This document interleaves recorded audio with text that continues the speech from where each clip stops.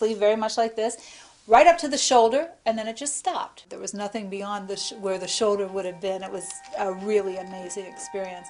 See the hand? Oh yes, yes, oh yes. You see the hand? Yes, yes, the hand. Finger pointing. It's stretched to the fingers. Finger pointing on the hand. Oh, I see it, yes.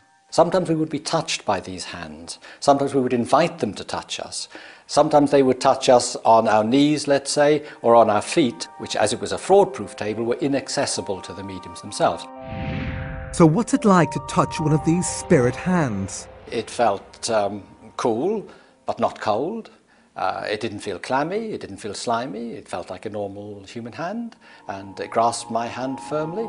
The unseen communicators told the scientists that they usually materialized a hand or an arm because it was easier than materializing a full body.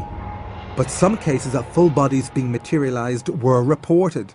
I had the presence, the physical presence, of my mother, my father and my sister, all in solid form, standing in front of me, all of whom I was able to hold, to embrace, carry out conversations with them. I've witnessed it so many times, it just becomes a normal thing. Normal is a word strained by the experiences of the Scole experiment. And there was nothing normal when patches of light floated over the scientists' heads and slowly changed into spectral forms. The diffuse patches of light would take the form just of a human face, moving round the room with the direct voice very, very faintly coming from the diffused patch of light, and the lips moving again very faintly. As I stared at the face, it was noticeably smaller than a normal size head. But within the face itself, features were clearly visible. We could see the glistening of the eyes, we could see the eyes moving. And even more remarkable forms were to appear. They looked like angelic forms. It's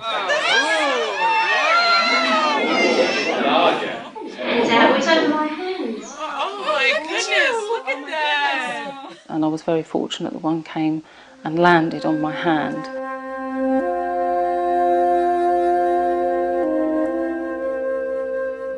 And just the energy that you felt from it when it connected with you was a lovely experience, and it just felt like an overwhelming feeling of love.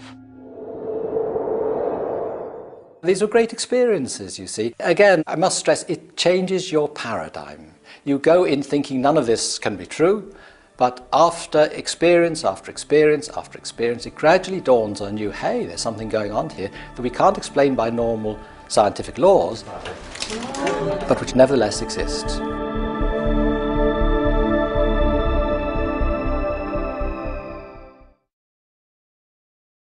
Years ago, I was staying in this very old inn, and I actually saw somebody come out from a wall and walk through and just disappear again. And I just believe there are people that are trapped between here and the next world.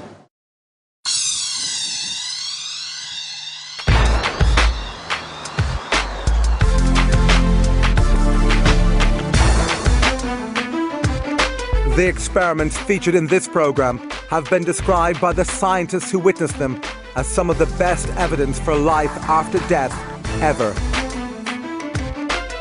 After 2 years of intense effort, the Scole experiment began to produce more phenomena than in any mediumship experiment in the history of the paranormal. Their initial claims were that they were in contact with a group of deceased entities who were producing, with their help, a number of pictures of either deceased persons or strips of films, which they claimed to be produced without any cameras and in the dark. To eliminate any possibility of hoaxing, the scientists brought their own film and locked it in a specially designed security box. The box was held in the hands of the investigators so that no one could get at it. And then immediately afterwards, we would take it out of the box ourselves so that no one else touched it, and then develop it ourselves in a special machine. Despite all these precautions, the experiments continued to produce the incredible images seen here.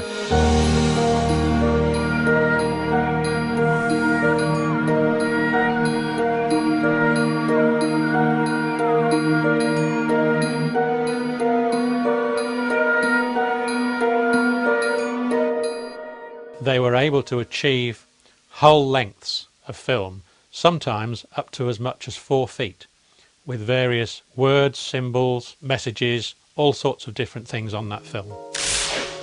Other films contained poems in centuries-old German and fragments of Greek, Chinese, Hebrew, Latin, and even Sanskrit. The Skull Group were ordinary people with no knowledge of these languages.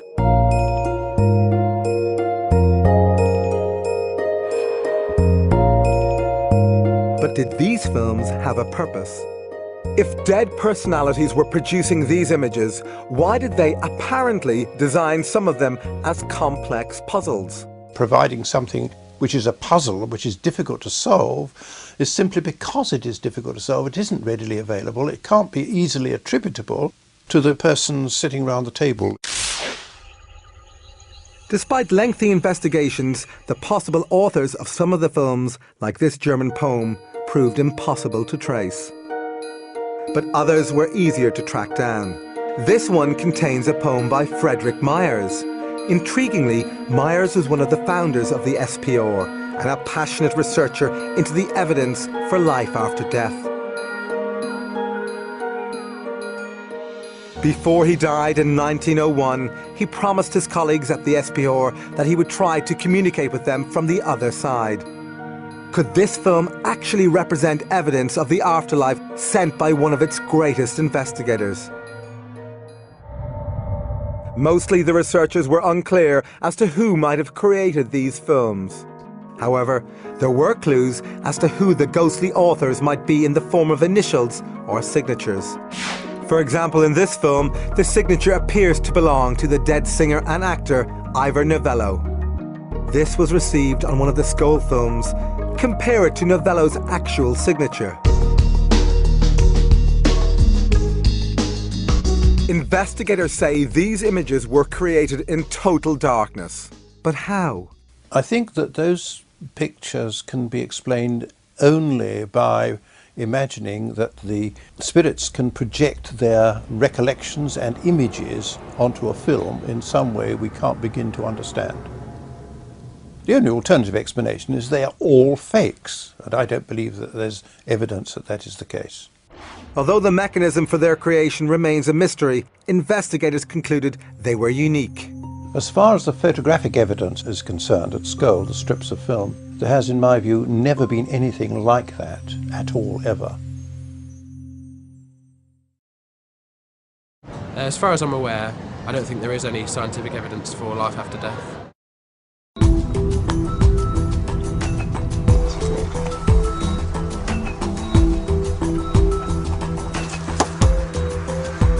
Spurred on by the photographic experiments, the Skull Group began a series of video experiments called Project Alice, after Alice through the looking glass.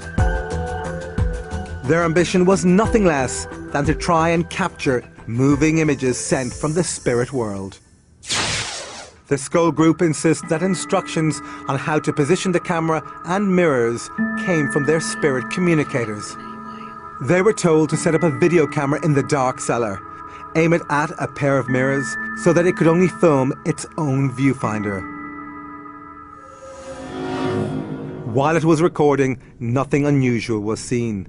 But when the tape was played back, these remarkable pictures appeared. We had images on the video, sometimes of what looked like a tunnel of light. Other times, spirit faces were coming towards us.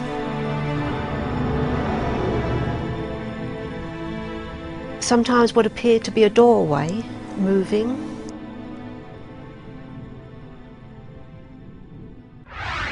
Skeptics claim these images were created by video feedback, occurring when a camera records its own output. But scientists have ruled this out. Video feedback doesn't produce this kind of result. As to what these extraordinary pictures represent, we can only guess, since their meaning was never explained to the Skull Group. This video also totally